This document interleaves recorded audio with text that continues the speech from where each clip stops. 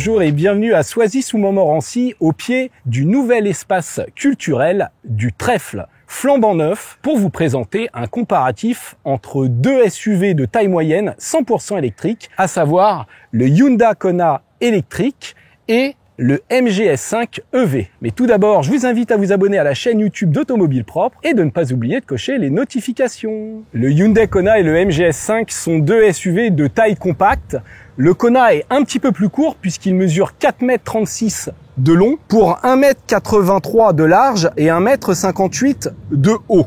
Le MG S5 IV mesure quant à lui 4,48 m de long pour 1,85 m de large et 1,63 m de haut. Donc le SUV chinois est un peu plus imposant que son rival fabriqué en Corée du Sud. Côté mécanique, nous avons affaire donc à deux SUV 100% électriques. Celui-là est en traction, donc avec un moteur situé à l'avant qui va offrir 217 chevaux pour 255 Nm de couple, et il est associé à une batterie au lithium-ion de type NMC, nickel manganèse cobalt, d'une capacité de 65 kWh. Le MG-S5 est une propulsion avec un moteur situé à l'arrière et il est plus puissant puisqu'il va offrir 231 chevaux pour 350 Nm de couple, et ce moteur est alimenté par une batterie au nickel manganèse cobalt également d'une capacité de 64 kWh. Les deux modèles que nous avons réunis aujourd'hui sont en finition différente, mais ils sont quasiment au même prix.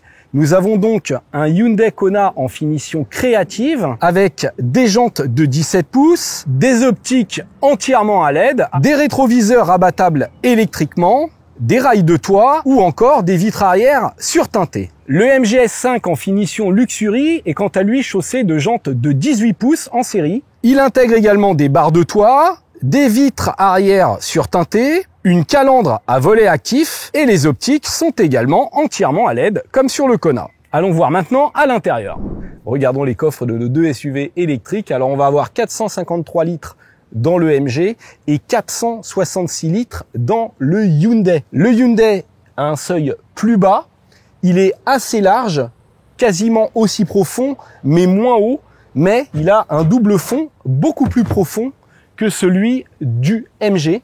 Le MG, vous voyez, est moins creusé, mais l'avantage du MG, c'est qu'on a un haillon électrique sur cette finition Luxury qui est fourni en série. Côté modularité, c'est mieux sur le Hyundai puisqu'on a une banquette qui se rabat en 3 parties, 40-20-40, alors que là, on est sur du 2/3-1/3 sur le MG. Mais une fois les dossiers de banquette entièrement rabattus, on va avoir 1441 litres dans le MG, alors que dans le Kona, on va avoir seulement 1300 litres. Pourquoi? Parce que on a moins de hauteur de chargement. Donc, on va dire qu'on a des coffres quasiment similaires en termes de volume. Maintenant, le MG est plus pratique une fois les dossiers de banquette rabattus, mais le Kona est plus modulable et surtout, le Kona a un frunk sous le capot avant qui va permettre de ranger les câbles et donc de libérer davantage d'espace dans le coffre. Passons maintenant aux places arrière. À l'arrière du MG S5 EV, on a un peu plus de place que dans le Kona. Pourquoi? Parce qu'on a un empattement plus long, le véhicule est plus long, donc on a davantage d'espace aux jambes. Les genoux sont légèrement en hauteur par rapport aux fessiers, mais on est bien incliné en arrière, donc la banquette est confortable, elle est cossue. Ça c'est bien, même chose pour les accoudoirs de contreporte, qui sont bien rembourrés, qui sont longs. Les contreportes sont aussi mieux habillées que dans le Kona, même si on a du plastique rigide au-dessus. Au milieu, on a cet accoudoir central avec deux porte-gobelets, des surpiqûres, donc c'est quand même pas mal en finition. Un plancher complètement plat, donc ce sera mieux pour être à 3, même si avec l'accoudoir c'est un petit peu dur. On a deux buses de ventilation, une petite prise USB-C, des aumônières et des bacs de contreporte qui sont, on va dire, très corrects. Bref, on est bien. Et on a des vitres arrière surteintées qui descendent presque jusqu'en bas, mais on peut quand même mettre son coude. Allons voir dans le Kona. À l'arrière du Hyundai Kona, on a un petit peu moins d'espace. On a 2,66 m d'empattement, mais c'est quand même très correct en espace aux jambes. Donc ce sera largement suffisant pour deux adultes. On pourra tenir à 3 aussi parce qu'on a un plancher plat, mais on sera un petit peu moins à l'aise que dans le MG parce qu'on a la console comme ça qui dépasse un petit peu. Console qui intègre deux buses de ventilation qui sont assez larges, deux petites prises USB-C. On a également des aumônières, des bacs de contreporte, mais là c'est vraiment juste pour mettre une petite bouteille, c'est quand même assez court. On trouve un accoudoir central avec 2 porte-gobelets. C'est un petit peu moins bien fini que dans le MG, je trouve, même au niveau du tissu des sièges. Les accoudoirs aussi sont légèrement rembourrés, mais ils sont plus courts, les accoudoirs de contre-porte. Et on peut descendre les vitres jusqu'en bas. C'est rigide ici quand même, mais on est plutôt pas mal. La ceinture est quand même assez haute. Passons à l'avant. À l'avant de ce Kona en finition créative, on a une sellerie en tissu simili-cuir avec des réglages manuels seulement, mais l'avantage, c'est que le passager peut régler son siège en hauteur. La planche de bord présente un style très classique, assez droit, assez martial, et on a des plastiques rigides absolument partout, donc sur les parties hautes, les parties basses, et surtout au niveau des genoux. Vous voyez, ici c'est rigide. Même chose au niveau des contreportes, donc ça c'est moins bien que dans le MG. Et le haut des contreportes également est rigide. Au niveau des commandes, on a quand même beaucoup de boutons physiques, en plus de l'écran multimédia tactile. On a également de nombreux branchements, vous voyez, avec de l'USB-C ici. Là, on a une prise 12 volts 180 watts. Un chargeur à induction. Là, les différents modes de conduite. Côté rangement, on est gâté avec ces 2 grands porte-gobelets ici, mais on n'a pas d'antidérapant. Un grand rangement là, plus l'accoudoir avec un petit bac amovible. Donc, vous voyez, c'est quand même très profond, mais encore une fois, c'est que du rigide et il n'y a pas d'antidérapant. Ici, on a un petit rangement supérieur, en plus de la boîte à gants qui est de taille moyenne, mais encore une fois, il n'y a pas de feutrine, ça glisse, c'est du rigide. Même chose pour les contreportes qui sont de taille moyenne, mais sans antidérapant encore une fois. L'instrumentation numérique est très lisible, bien présentée, avec une bonne ergonomie des commandes sur le volant. Donc, vous voyez, tout ce qui concerne les aides à la conduite et à droite, le système multimédia. Le volant est agréable à prendre en main avec des surpiqûres. Et le système multimédia intègre un planificateur avec un GPS qui est quand même assez complet, même si les graphismes sont moyens. On a Apple CarPlay, Android Auto en série, mais uniquement avec la connexion filaire. Donc on a une présentation, on va dire, classique, assez basique, mais avec une très bonne ergonomie. À l'avant du MGS5 IV, en finition Luxury, on bénéficie d'une sellerie avec des réglages électriques côté conducteur. On a également un soutien lombaire. Malheureusement, le passager est puni, pas de réglage électrique et surtout pas de réglage en hauteur. Côté design, la présentation est plus épurée que dans le Kona. On a ici, vous voyez, des raccourcis discrets à gauche pour la climatisation avec une molette de réglage et à droite, le réglage du volume sonore. La finition est très soignée avec une planche de bord bien rembourrée ici. Même chose là. Et surtout, au niveau des genoux, vous voyez, ici, c'est bien rembourré. Les contreportes sont aussi molletonnées, bien habillées. Tout comme le dessus, vous voyez, ici, c'est légèrement mou. Les rangements sont nombreux avec 2 porte-gobelets ici. Là, un chargeur à induction avec un recouvrement type Alcantara. Un petit logement pour le téléphone portable. En dessous, on trouve un rangement avec de l'antidérapant amovible. L'accoudoir est très long, bien rembourré, profond, avec un antidérapant et 2 prises USB-C. La boîte à gants, quant à elle, est assez basique et n'a pas de feutrine. Et les bacs de contreporte sont immenses et permettent de loger de nombreuses affaires. Dommage qu'on n'ait pas d'antidérapant au fond. L'écran tactile multimédia est un peu plus grand que celui du Kona. Et on a également une instrumentation numérique, mais on a beaucoup de reflets, ça c'est dommage, la casquette est pas assez prononcée. Sur cette version haut de gamme Luxury, le système multimédia intègre une navigation avec un planificateur d'itinéraire. On a également un accès à YouTube, Spotify, TikTok et Amazon Music. Notez ici qu'on a une fonction chauffante pour les sièges avant, ainsi que pour le volant sur cette version Luxury. Et bien sûr, on a une fonction Apple CarPlay, Android Auto, mais sans connexion filaire. Donc ça, c'est pas mal. Donc ce MGM5 est mieux fini et mieux équipé que son rival coréen. Maintenant, il est en finition Luxury, mais c'est quasiment la même chose sur la version confort. Allez, on démarre au volant du MGS5. Alors, sur cette version Luxury, ce qu'il y a de bien, c'est qu'on a la vue à 360 pour faire les manœuvres. On voit tout ce qui se passe autour du véhicule. Je suis content d'avoir la caméra parce que quand je tourne la tête, la visibilité est pas exceptionnelle avec les appuis-tête. Même si on a des petites custodes, ça suffit pas. Je passe en drive. Donc avec la molette, c'est quand même bien fait. C'est très pratique. Et j'apprécie aussi d'avoir des rétros très larges. Mais attention, comme ils sont très larges, ils dépassent aussi beaucoup. Donc quand on se faufile, il faudra faire attention. Donc on a plusieurs modes de conduite. Il faut aller dans la petite voiture. Et là, vous voyez, MG Pilote, j'ai mis normal. C'est vert, j'accélère. Les portes se sont verrouillées. Mais comme c'est 30 km/h, il faut que je fasse attention, sinon ça va tout de suite biper. Alors pour enlever les alertes de sécurité, ça c'est vraiment bien. Ils ont prévu un raccourci. Il suffit de swapper comme ça et ensuite d'appuyer là. Et ça a enregistré vos réglages personnalisés. Ça, c'est vraiment génial. La Dodane, et c'est un peu ferme. Hein. C'est beaucoup plus ferme même que la version confort qui est en 17 pouces. Là, on est sur du 18 pouces. Et donc, on sent quand même les chaos de la route. La voiture est moins confortable, nettement moins. C'est dommage qu'on puisse pas avoir une version Luxury avec la vue 360 et les petites jantes de 17. Alors, vous voyez, là, j'ai les modes de conduite. Et ici, je peux modifier le freinage régénératif. Alors on a plusieurs modes qu'on peut mettre avec la petite étoile ici sur le volant, on n'a pas de palette.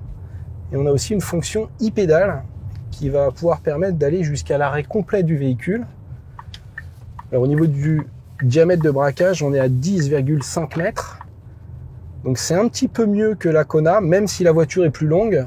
Et donc on a un véhicule qui reste quand même maniable, même s'il est plus encombrant que son rival coréen. Allez, maintenant on va passer justement au volant du Kona. Allez, on passe en ville au volant du Kona. Alors au niveau de la visibilité vers l'arrière, je dirais que c'est pas mieux que dans le MG, c'est à peu près pareil, hein, avec les appuis-tête et puis les montants assez imposants. Et si je passe en marche arrière, là j'ai une caméra de recul, mais comme je suis sur une finition créative seulement, j'ai pas la vision à 360. Pour ça, il faudrait être sur une version premium avec le pack exécutive. Maintenant, j'ai quand même des radars à l'avant qui vont faciliter les manœuvres. Et on est parti. Et on va être à 10,6 mètres de diamètre de braquage. Donc, c'est quasiment équivalent hein, au MGS5. La différence, c'est que le véhicule est un peu plus court. Là, j'arrive sur un ralentisseur. Hop. C'est quand même nettement moins ferme que dans le MGS5. Les suspensions sont plus souples. Allez, là je suis en descente et l'avantage avec ce Kona, comme sur toutes les Hyundai, c'est qu'on peut moduler son freinage régénératif avec les palettes. Ça c'est vraiment génial. Et vous voyez là j'ai mis au maximum. J'ai encore un cran qui me permet d'aller jusqu'à l'e-pédale. Et donc on peut jouer avec les palettes en descente comme ça. Ça fait un peu de bruit, mais c'est quand même beaucoup plus agréable je trouve que sur le MGS5. Les palettes, ça change tout.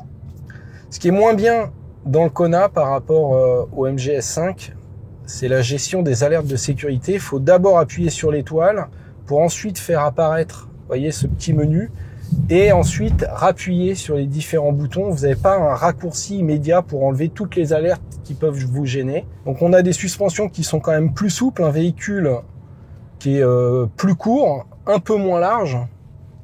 Et donc un peu plus à l'aise, je dirais, en milieu urbain, mais moins haut. On a moins l'impression d'être dans un SUV que dans le MGS5. Allons voir ce que ça donne sur route. Allez, petite route sinueuse au volant du Kona. Alors je vais passer en mode sport. 1, 2, 3, soleil. Et ça accélère plutôt pas mal. Ils annoncent 7 secondes 8 sur le 0 à 100. Donc moins de 8 secondes, c'est bien, même si c'est pas aussi rapide que le MGS5, qui est plus puissant. Alors le châssis est tout de suite plus souple, hein, ça se sent dès le premier virage. Et on a des pneus qui sont moins larges, avec des flancs plus épais. On va être sur du 215-60. Hein, et puis c'est du Nexen. Donc là, prise d'appui bien marquée. Vous voyez, on sent qu'il a tendance à tirer un peu vers l'avant, sous-virer davantage. Et quand on remet la louche en sortie de virage, eh bien, ça motorise pas aussi bien puisque c'est une traction. Donc, une fois les roues braquées, surtout sur le mouillé, ça va patiner. D'autant plus que vous avez des suspensions plus souples. Donc, c'est plus typé confort que dynamique. Et encore une fois, ce qui est appréciable, c'est d'avoir le freinage régénératif réglable. Ça, c'est comme en ville, c'est toujours plaisant. Ça va éviter de trop solliciter les freins. Et en parlant de freins, justement, je vais les prendre ici tout de suite. 1, 2, 3. Et ça freine pas mal. On a du mordant sous la pédale. Après, la limite, ça va être les pneus. Un Nexen, encore une fois, c'est pas des pneus hyper accrocheurs. On va dire que ça va être plutôt des pneus typés confort et économie. Donc là, vous voyez, c'est un peu plus serré. Et vous voyez, la voiture fait tout de suite parler les pneus. Maintenant, la direction est quand même assez précise et agréable avec un rappel naturel. Passons maintenant au volant du MG S5. Allez, petit bout de route au volant du MG S5. Donc je suis en mode sport. J'attends la petite sortie de virage et hop, je mets la louche. Et là, même si ça grimpe, on sent que ça marche mieux. Hein. On a 231 chevaux, plus de puissance. Ils annoncent un 0 à 100 en 6 secondes 3. Donc c'est beaucoup plus rapide que le Kona. On a aussi de meilleures reprises. On sent que le véhicule est plus rigide, prend moins de roulis. Alors encore une fois, on est sur des pneus Bridgestone, plus larges, un peu moins hauts. Donc on a un meilleur maintien de caisse. Et la direction est très très bien calibrée aussi. On a un excellent agrément de conduite. Là, vous voyez, hop, entrée de virage. Et quand je force un peu, eh bien la voiture ne sous-vire pas. Elle va même avoir tendance à légèrement survirer, mais il y a le SP qui intervient, donc c'est vraiment très très bien en équilibre. Donc on a un véhicule qui va être nettement plus ferme, mais ça va se ressentir en ville. Mais sur petite route, ce sera plus agréable parce qu'on va avoir moins de mouvement de caisse. Et en accélérant le rythme, les suspensions travaillent un peu mieux. Alors ils annoncent 1800 kg, ce qui nous fait 27 kg de plus que le Kona. Maintenant, c'est le poids avec conducteur hein, de 75 kg. À vide, ça nous fait du 1725, ce qui reste quand même très raisonnable pour un SUV 100% électrique avec une grosse batterie de 64 kWh. Maintenant, si vous prenez une finition confort, elle sera 45 kg plus légère, donc c'est pas négligeable. Je vais prendre les freins de 3.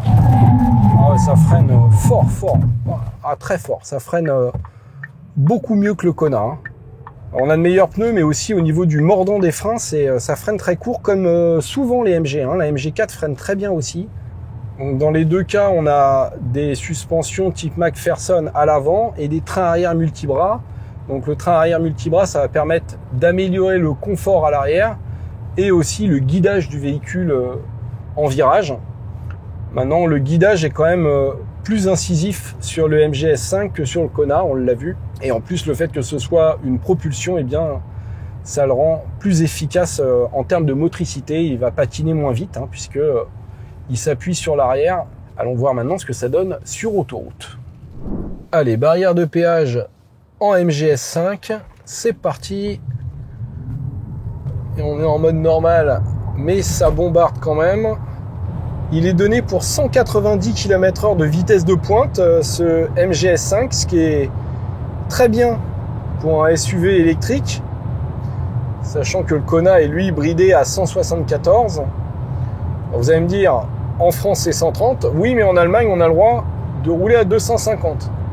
Donc je vais mettre les aides à la conduite. Donc il faut d'abord appuyer sur le petit volant là. Ensuite appuyer, valider sur le bouton. Et rappuyer sur le volant à gauche pour avoir toutes les aides à la conduite. Donc on a bien sûr toutes les aides en série. Vous voyez, le véhicule se maintient bien entre les lignes. Et je vais avoir des capteurs dans le volant. Donc il me suffit de poser les mains sur le volant pour qu'il les détecte. Donc ça c'est bien aussi. En termes d'insonorisation, c'est correct en bruit d'air. On a un petit peu de bruit d'air au niveau des rétros qui sont quand même assez imposants, on l'a dit. Mais ça va surtout être des bruits de roulement qu'on va avoir, notamment sur cette version Luxury, puisqu'encore une fois, on est sur des jantes de 18 pouces. On aura moins de bruit de roulement sur la version confort en 17 pouces. Maintenant, je trouve que le MG S5 est un peu moins sonore en bruit d'air. Il faut dire aussi qu'il est un petit peu moins haut, il a moins de garde au sol. Hein. Il va être à 14,5 de garde au sol. Mais en termes de consommation, ce MG S5 est un peu plus gourmand. Selon les données officielles WLTP en usage mixte, on va être à 16 kWh au 100 sur cette version Luxury avec des jantes de 18 pouces, encore une fois, qui surconsomment évidemment par rapport au 17. Dans la réalité, vous serez plutôt, je dirais, autour de 18 kWh en usage mixte. Et sur autoroute à 130 km/h, vous serez plutôt autour de 23-24. Vous voyez à l'ordinateur de bord, je suis à 20,6 kWh de moyenne sur 196 km. Le constructeur annonce 465 km d'autonomie. selon les normes WLTP. Dans la réalité, il faudra plutôt tabler sur 250 km sur autoroute à 130. Sachant qu'on a une batterie qui est donnée pour 64 kWh, mais MG parle en données brutes, donc ça nous fait du 62 kWh de capacité nette utile. Passons maintenant au volant du Kona. Allez, petit bout d'autoroute au volant du Kona. Et on accélère à fond. Nous voici à 130, ça y est. Sur cette version créative, on a aussi les aides à la conduite en série.